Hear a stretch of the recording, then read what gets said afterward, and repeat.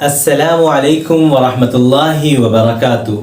معزز سامعین اور پیارے بچوں، کیسے ہیں آپ لوگ؟ امید ہے آپ سب خیریت سے ہوں گے۔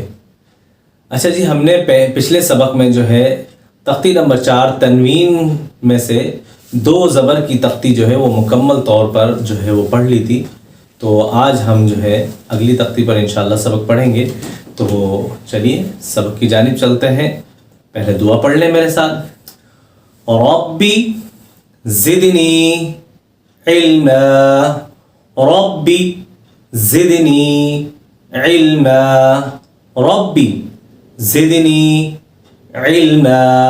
ترجمہ: اے میرے رب، میرے علم میں اضافہ عطا فرما۔ رب اشرح لی صدری ویسر لی امری واحلل عقدۃ من لسانی یفقہوا قولی۔ اچھا، یہ جو دعا ہے یہ اس دعا کا نام سبق آسانی سے یاد ہونے کی دعا اس کو کہتے ہیں، ٹھیک ہے نا؟ تو آپ بھی اس کو سبق آسانی سے یاد ہونے کی دعا بولتے ہوئے یاد کر سکتے ہیں، ٹھیک ہے؟ تو پھر سے پڑھ لیں ایک مرتبہ۔ رب اشرح لی صدری ویسر لی امری واحلل عقدۃ من لسانی یفقہوا قولی۔ ترجمہ: اے میرے رب، میرا سینہ کھول دے اور میرا کام آسان فرما دے، اور میری زبان کی گرہ کو کھول دے تاکہ لوگ میری بات آسانی سے سمجھ سکیں۔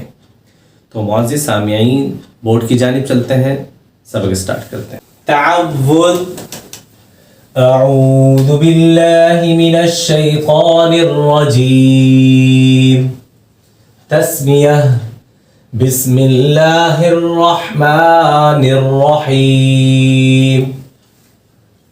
سبق نمبر 28، تختی نمبر 4 تنوین۔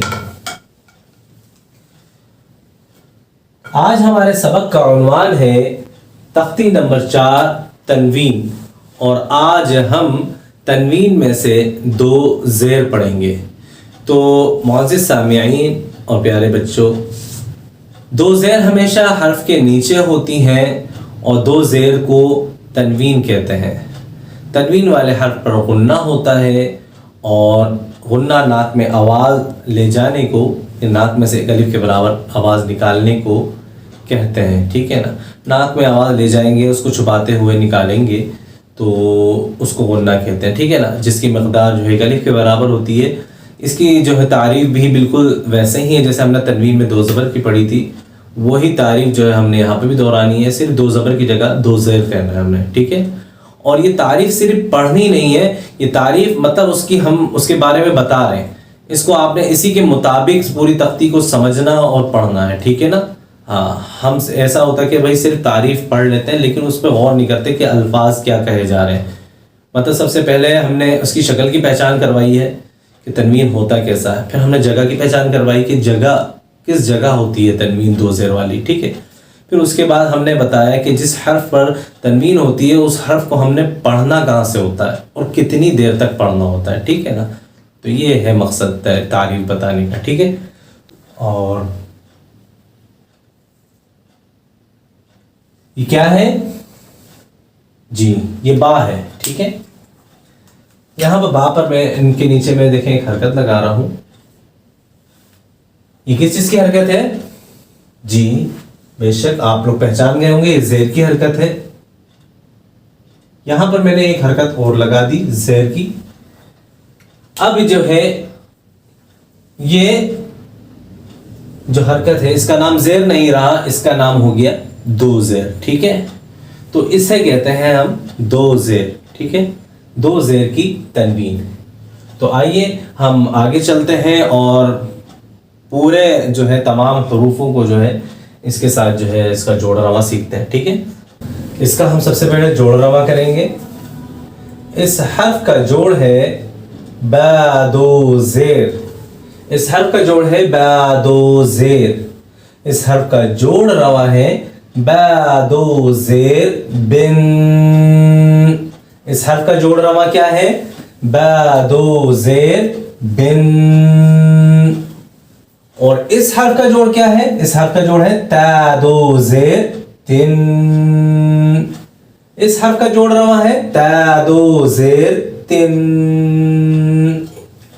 اس حرف کا جوڑ رواں ہے ثا دو زیر ثن. سامعین مخرج کا خیال رکھتے ہوئے ادائیگی کیجیے گا، ٹھیک ہے؟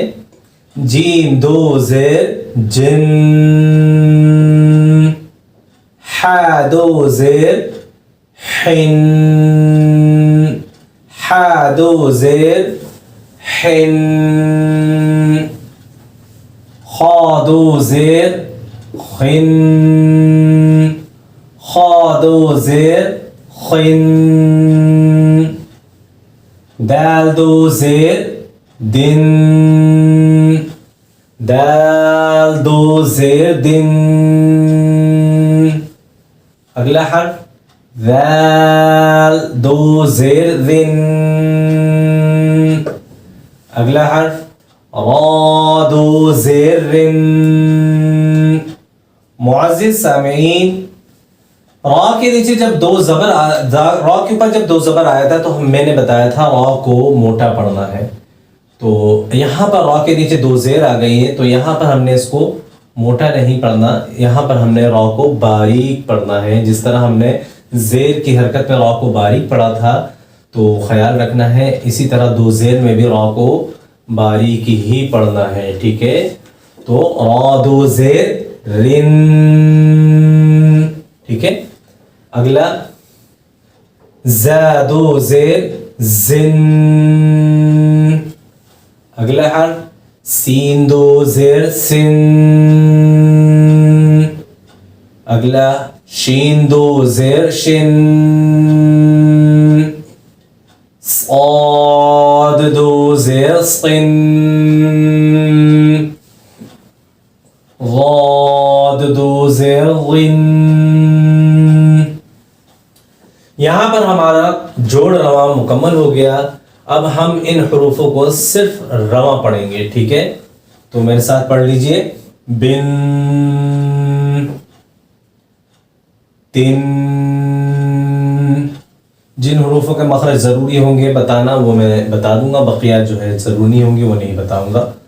تو ثا نرم حروف ہے، نرمی سے آواز نکال لیجیے گا. فن، سیٹی محسوس ہو تو اپنے مخرج کو درست کرنے کی پوری کوشش کرتے ہوئے اس کو پڑھیے گا. فن. اگلا حرف جن. اگلا حرف حروف حلقی ہے، حلق کے بیچ سے آواز آنی چاہیے. حن. خن. یہ بھی حروف حلقی ہے، حلق کا شروع والا حصہ جو منہ کی طرف پڑتا ہے.